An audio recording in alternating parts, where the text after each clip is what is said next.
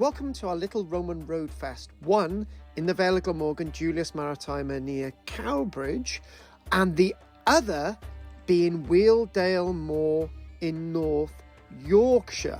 Now, the slides from Wheeldale are thanks to Judith, and the ones in the Vale of Glamorgan are thanks to myself.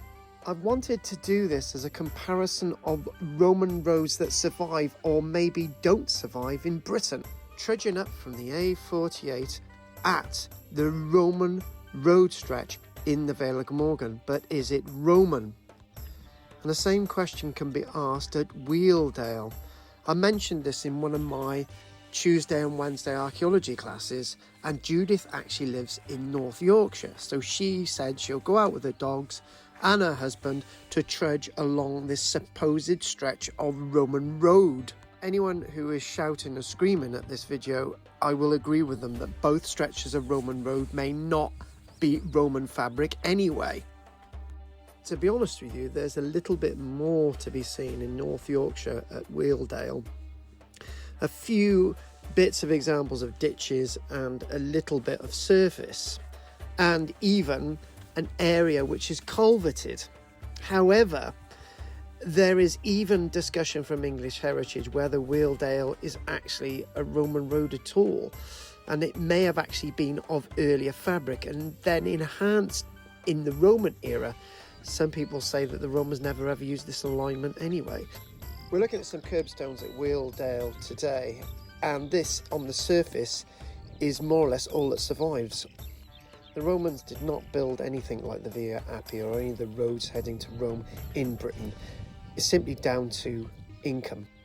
So many alignments already existed before the Roman era in Britain, so why did the Romans need to build anything in the first place? This is the argument. This is back at the Julius Maritima in Cowbridge, and this is at the summit of Stalling Down, and this then runs down Primrose Hill back into where the modern road is into Cowbridge. And again, there's no curbstones and there's nothing that is remotely Roman at this stretch, although it's called a Roman road. Back to the eastern side again, occasionally when you look at this stretch from the base of the hill, Mulligans, you do see a little bit of a slight ditch on the right, and there's a fairly deeper ditch on the left where it's not consistent. I would say these are later drainage ditches and not of the Roman agger, which is obviously the great debatable thing with this landscape. If you'd like more content like this, let me know. And don't forget to join and subscribe. But one little last gem from Wheeldale Moor. There it is. Look at that. It's culverted back to Wheeldale Moor again. And you can actually see, if that is actually Roman fabric, then this is really, really impressive. Just to take the water away from flooding a road and hopefully into the ditches either side. I'd like to have people's comments on this, but I'm not convinced that either of these are actually real proper Roman road surfaces.